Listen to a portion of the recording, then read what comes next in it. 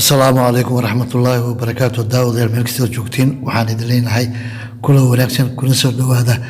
daalacan media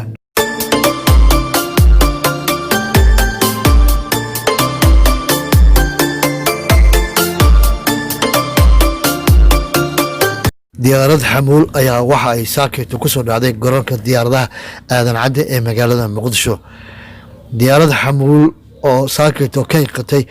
garoonka aadan cadde kuna sii jeeday magaalada beledweyne ayaa waxay cilad la soo gudboonaatay xilli ay hawada ku jirtay waxauna duuliyihii si degdega ugu soo laabtay garoonka diyaaradaha aadan cadde oo ay markii hore ka kaceen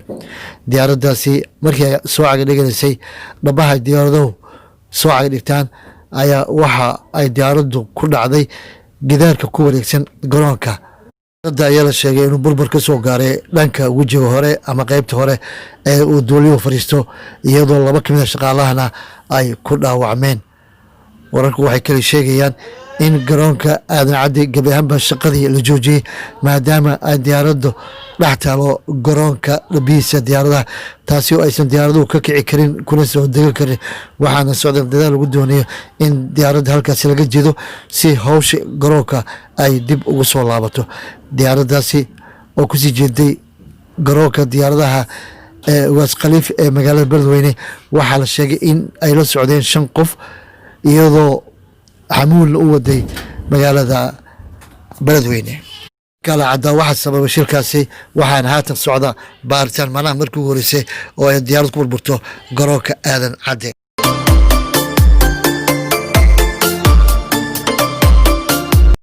goboleedyada iyo gudoomiyaha gobolka banaadir uga socday beelan soomaaliya madaxweyne qoorqoor oo hadal kaftan leh ku sheegay in uu khilaaf dhinaca aragtida u dhex maray madaxweynayaasha jubbaland iyo puntland intii uu socdo wada hadalkii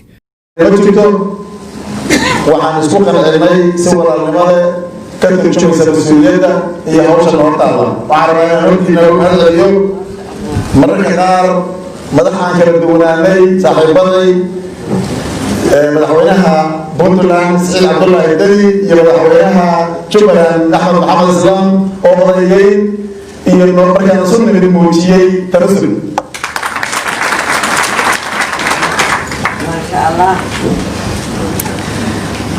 waxaan rabaa inaan halkan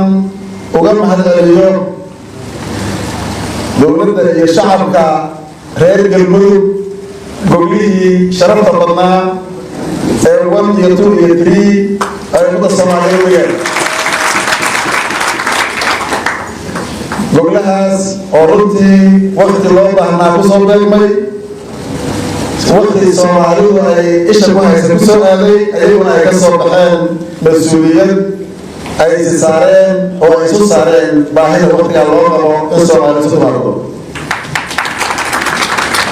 waxaan leeyahay meel aad joogtaan ma shacab iyo dowladda waa mahadsantihiin afkayga ku ammaanayo afka madaxdooda baan ku ammaanaya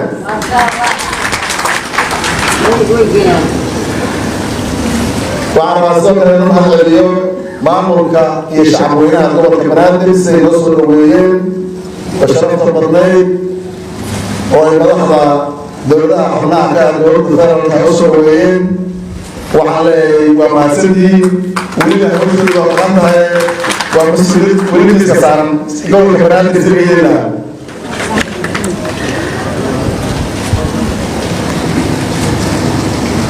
wixii la qabay ama la tursanaa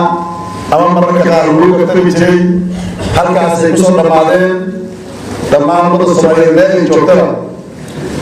gaar ahaan qayb kasta oo danaynaysa qaabka doorashada waan jeclay inaan doorasho ku galno ama dalku doorasho ku galo doorasho la daadejiyey baahsan qof iyo cod ah laakiin duruuftu saameen weysay sidaa darteed waxaan rabaa sidaan u xeerinay wax badan sidaan u fiirinay wax badan dhinacyada oo dhan ay noola qaataan nala xeeriyaan si doorasho loo aado oo aan u galno doorasho la isku dulqaato wixii dhaliyo ama meelaha qaar laga tabanayay sida qodobka ahbashadoo kale oo ahaa maxaa doorasho qofkii codal loo geli waayey in la isku qaato taasna waa codsan lahaa dhammaan soomaalida oo dhan gaar ahaan qaybaha sida gaarka muhiimka ugu ah ugu dambeyn waxaan rabaa inaan mahad celiyo saaxiibadayna beesha caalamka